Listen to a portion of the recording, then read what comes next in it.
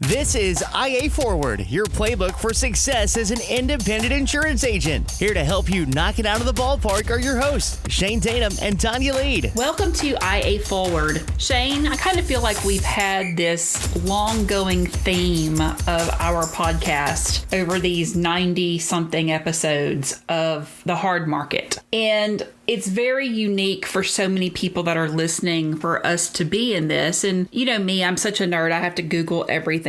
But I came across some articles from 2007-ish as I was doing this. And it was fascinating to me because people were crazy stressed over the soft market. Actually, one of those you sent me was from 2013 as well. So we had a pretty good window of 07 to 13 based on those articles. And they're ironically stressed in a soft market too. So what are we talking about? Which market do we love? Which market do we like? And the irony of it all is I wasn't surprised, but it was so great to have validation that the things that make you great in a hard market are actually the same exact things that make you great in a soft market. And it's all the same verbiage. I mean, these articles that I'm reading are talking about how everybody goes on the defense and you need to be playing offense and you have to come to terms that, you know, this gives you tremendous freedom and you can develop strategy to capitalize on this. And everything that I've read in these articles, they're saying the exact same thing that we're saying about a hard market. So do you think it's just we want an excuse? We forget, or we've never been through it before. So many agencies today are going through their first hard market. And if you entered the marketplace during a soft market and you went through several years of soft market training in soft markets, when things start going off the rails a little bit, then it's very easy to think the sky is falling. I'm not one to sit back and go, the experienced people know best, or that we don't need to welcome change and innovation and all of that. I love innovation. But what I think happens is that we don't find enough balance between the people who have been through it and the people who have been there, and allowing them to kind of guide us and truly listening to them if we have never been through it. I spent the first 8 to 10 years of my career being the get out of my way, you're old, I'm young, etc., etc. And now I find myself on the back end of the experience piece now and approaching the 30-year mark of experience. And when we are younger, we don't listen. And when we're older, we don't give enough respect to the younger generation for innovation and energy and trying new things. And I think we have to find that balance, because right now what's happening is we have that younger generation going through their first hard market. And when you look at these articles and you read, some of these guys writing these articles are still in the business. I actually talked to one of the authors of these articles 2 weeks ago. Did you really? I did. I talked to Brian McNeely at Reagan Consulting, big M&A firm in the insurance industry, and he's one of the co-authors of the article from 2013. I think it's relevant to look at these articles and look at these past statements and go, okay, maybe we should pay attention to that. What they're saying is that it's really not a lot of difference in how an agency should act, decisions that should be made about strategy and the way we do things. You can play defense, you can play offense. Which one do you do? It's the same exact subject matter written for the soft market that you would write for the now hard market. I do think that we're not paying enough attention at times to our history. So are markets kind of like eggs? You've got like the soft-boiled egg and the hard-boiled egg, and then is there an over medium really, or does it just swing soft to hard? There's a lessening market and there's a hardening market, but it's never stationary. You're going to have the crowd that says, oh, no, it's softening. It's definitely softening. And then you're going to have the crowd going, oh, this market's getting harder every day. And no, there's not this medium thing. The egg is a great analogy. It's either soft or hard. It's not in the middle. I'm actually going to post the link to these articles on our social media pages. So check those out on IA Forward's Facebook, LinkedIn, and Instagram. As someone someone that was not in the business when it was a soft market, it kind of shocks me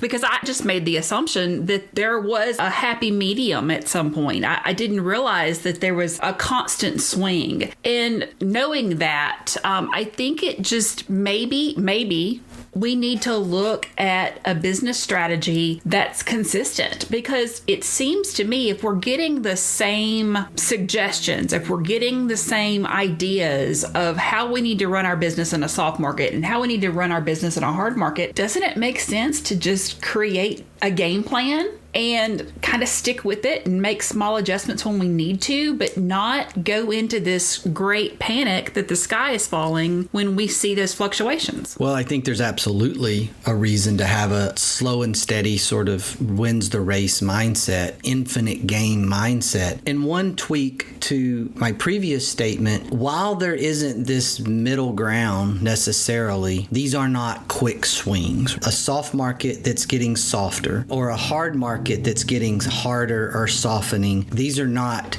really quick swings. I would even say that over the last year, we've seen a faster swing because of borderline hyperinflation, pandemic, all of those things that created more money supply increase, all of these economic things that have happened. That's probably been one of the fastest hard market swings I've seen in my time. In most of the market conditions, yeah, there might have been an economic event. There might have been global catastrophe events that triggered a hardening market, but they're slow turning markets. That's a reality that we need to think about. Positioning our agencies for the long cycle approach and not having those quick swings, those quick dollar chasing environments is really important in terms of building a great organization, building a great book of business. It's just not the type of industry where doing that on a rapid basis,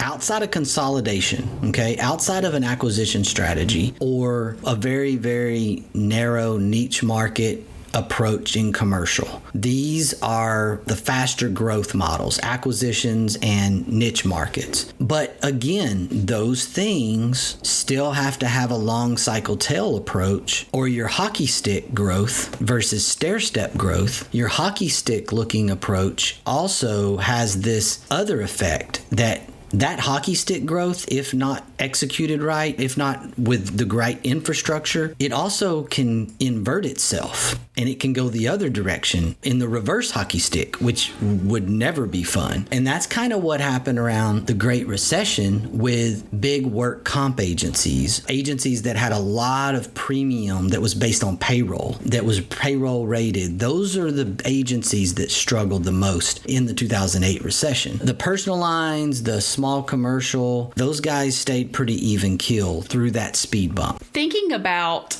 the agency that you're just describing, that's us, right? And what did we look like in 2008, 9, 10? That's exactly us. We were a lot smaller, and we were pivoting inside our market access program group between more of a cafeteria model to more of an exclusive all-in model. And that model transition happened right around the time of 07 to 2010. And what carried us through was really our original agency book of business, which was very traditional, but also built from the ground up with longevity in mind. We weren't big work comp writers. We weren't big middle market to large commercial writers in terms of agency. We were still in the beginning phases of that slow and steady builds the race. And I went through periods of frustration. We were first to market with several ideas in the late 90s and early 2000s. And by the late 2000s, early 2010s, we were behind in terms of growth. Now, we weren't behind in terms of infrastructure build or building our plan. What we were behind in was sheer volume and size. And we had some peer group competitors run a lot faster. We made the decision to not do that. We made the decision to be more of what I would call that stair-step growth model, where you grow, you plateau, you grow, you plateau. In order to catch our breath, in order to build out and test our infrastructure so that we could eventually build out in scale. And we did that again in 16 through about 19. For those guys that are sitting around reading social media or that article about this hyper growth agency, get out of the comparison game. My husband is somewhat obsessed with economics and finance, and he watches a lot of the economic pundits, these talking heads. And when you watch this and the sky is falling chicken little message about what the economy is going to look like in the next 9 to 12 months, if I was a business owner listening to that, it would scare the bejesus out of me. And it's one of those things that sometimes you just have to turn it off. And there's so much noise out there that our economy is just going to collapse between now and Christmas. And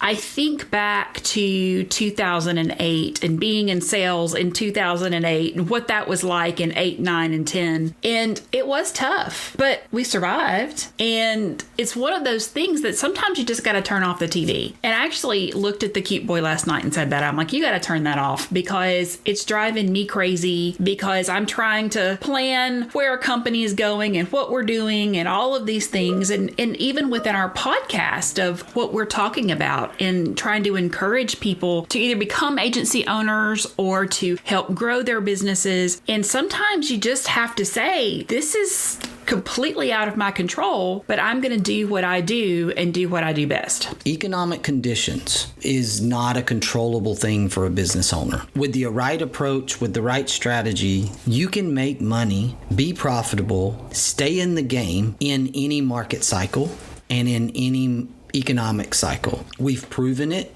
through multiple decades. The industry is growing. Supposedly, it's going to be topping $6 trillion by, I think, 2025 globally. As an economic marketplace, it is one of the closest business models to being recession-proof as there is. Armed with that knowledge, if you stop thinking about all the things you can't control and you start thinking about the things that are in your control, your effort, your attitude, then whether we're dealing with a hard market, whether we're dealing with a soft market, whether we're dealing with a government interference in the marketplace, it doesn't really matter. We should still be able to be successful. There's 4 industries, if you look back to the Great Depression, that not only survived, but really thrived. Do you know what they are? I do not, but I hope you're going to say insurance is one of them. Insurance is one of them. The other 3 are makeup, radio, and alcohol. And if you think about it, I mean, the Great Depression, insurance thrived in that period. So we're going to make it through it. You're going to be okay. I love that. I had no idea that makeup would have made that list. Alcohol, I understand, and insurance, I understand. I just wonder what happens to radio over the next 50 years. Radio is kind of like insurance, and everybody has been saying forever that the sky is falling and it's going away, and just like an independent agency is, and yet it keeps plugging along and making money. So it evolves just like insurance does. That's pretty amazing. I have not seen a hard market reach this hard market level in my time, but I remember having conversations with what I would call old timers when I was new in the industry. And one of those old timers who's since passed away was an agency that we bought, and he started his agency in 1947. When we bought his agency, September 1st, 2001. Just think about that. Wow. So when he sold, he was 84. And we used to have these conversations, and we got to know each other leading up to that acquisition. And I was very young, and he used to talk about things that happened in the industry. When he first came in the business, the way that the agency environment looked compared to the company environment. And he talked a lot about the 1980s. And while I wasn't involved in the marketplace at that time, because I was very young, he talked about how difficult that market was. And the market in Texas got really bad in terms of carriers pulling out of the market, especially in non-metro area. In the rural area, it became very, very difficult. And Allstate implemented a really cool strategy from a marketing and strategic method. They really did well here, where all of these carriers were pulling out of the rural market. They went into the marketplace in Texas, and they started giving independent agents contracts, even though they were exclusive agent company. And what happened is because they were open, they started getting huge percentages of these independent agency books. And even into the early 2000s, there were independent agencies in certain parts of Texas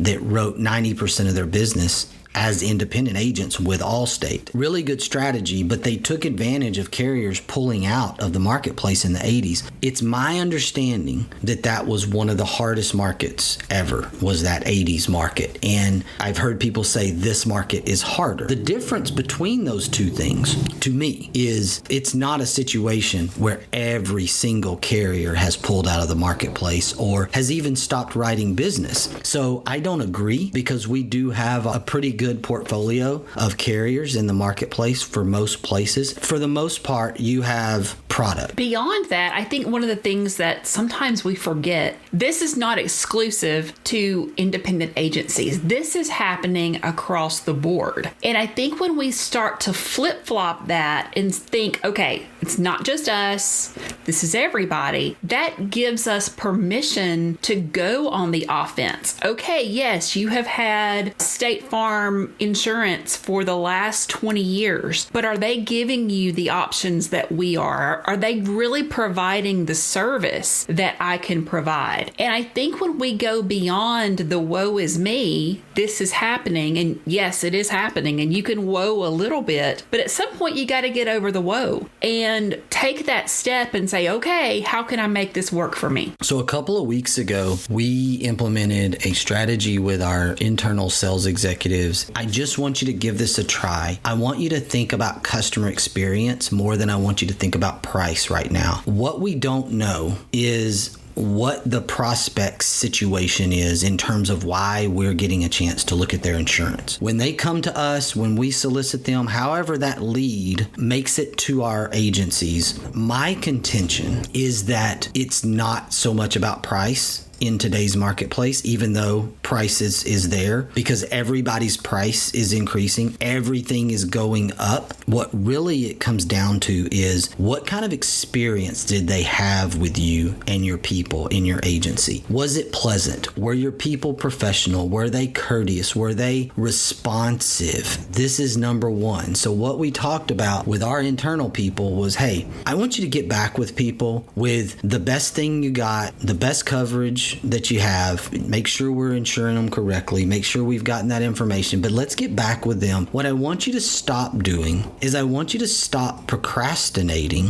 when you don't automatically have the best price. It's really easy to call back that prospect and give them that quote and give them that proposal when you know you're beating the pants off of their current carrier. When you're not sure, or you know your price is high or you're not really competitive, that's when we procrastinate. We start trying to look for other options. We keep going and going and going. The reality of it is, I do not believe that that actually is going to win the business. I believe that what wins the business at this point is customer experience and what happened. And so we put this to the test, and we got feedback yesterday from one of our sales executives of just trusting it. We said, hey, we give you 100% permission to fail here. It is okay. If you deliver the best thing you got and it's $1,000 too high, but you do it in a timely customer experience manner and you don't win the business, move on. We got feedback just yesterday from one of our sales executives that said, I have been testing this and trying this, and I am completely floored at the number of accounts that I'm closing regardless of the price. I have sold at least 4 package accounts in the last week where we were the higher price simply because we were responsive. Service matters. The responsiveness matters, and all of that gets bundled into the customer experience. That's what we need to be doing. That's why I think we need to be playing offense, but you got to get your offense right. You can't play offense with no offensive game plan, but I believe you need to be playing offense in this hard market. This morning on LinkedIn, a friend of mine posted a quote by Simon Sinek. It's exactly what you're saying. It says, when people feel safe enough to raise their hands and say, I made a mistake or I need some help, the leader has created an environment where people feel safe to be themselves. And I think that that's exactly what you just did, is we created an environment internally to say, hey, let's try it, see what happens. And if you fail, you fail. But it worked. They don't want to disappoint disappoint. And so I think as leaders, one of my learning points off of this has been I have to do a better job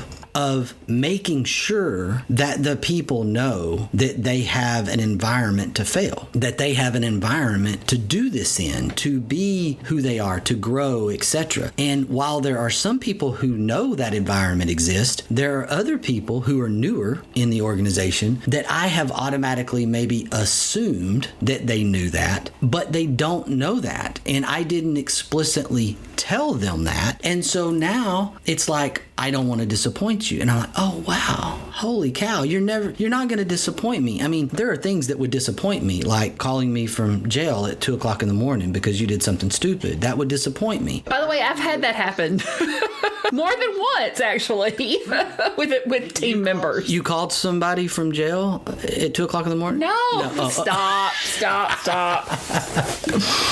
It's this realization from a leadership standpoint that we have to constantly tell people, we have to make them understand that if we want that environment, we have to create that environment. And creating that environment once, which was kind of the way my mind works. I make the joke of the man that told his wife the day they were married, I love you. And then like 20 years later, well, I told you I loved you. If I change my mind, I'll let you know. That's not good. We don't need to have that same approach from a leadership standpoint. Just because we say it once, just because we prove it once, doesn't mean we need to stop. We need to keep going so that we can create that environment so that people can feel the freedom to do what we're asking them to do. Try this. Well, if they're afraid of disappointment, then they're not going to try. And so we need to back up and understand that as agency owners. Do we have permission to give ourselves that as well? Now you're getting all fancy on me. So do we have permission to tell ourselves that it's okay to fail? We should. This is a hard one for me because I don't mind this. Like, I do not mind failing. I don't like it. I don't want to fail. But as a baseball player, if you played baseball or softball and you failed 7 out of 10 times, then you kind of understand failure. I wish everyone could go through whatever it is in their life that they choose to do, sport, hobby, dance, whatever, and they could be in a thing that taught them about failure and taught them how to pick themselves up from failure and recover from failure. It's kind of sad or disheartening for me if someone didn't go through that and all they know is fear of failure, and fear of failure paralyzes them. That was not me because I learned to fail at an early age as a baseball player, and it was just ingrained in me that, hey, you're gonna fail, you got to keep going. I wish I had this really, really great answer for helping people overcome that other than just telling them it's okay. It's okay. I don't know how many times I say it's okay during the week. So hard market, soft market, our goals just kind of to be more of that over medium thought process and go from there. I don't want to sound mediocre. I hate mediocrity, but again, slow and steady wins the race. Stair-step growth, even keel. If somebody looks in your dugout, they don't know whether you're winning by 10 or losing by 10 because you're the same steady pace kind of person. I just think that keeps us in the best place that we need to be as agency owners. I'm going to leave us today with this quote from Danny McCaskill. I think everyone's got fear of the unknown. It's just that some people are much better at dealing with it than others. Go Danny. Attitude's a choice. Make a great one. Bye, y'all. Ready to get the ball rolling with your independent agency? Learn more at IntegraAgent.com. That's IntegraAgent.com. Thank you for joining us on IA Forward. Make sure you never miss a show by clicking the subscribe button now or learn more at IAForward.com.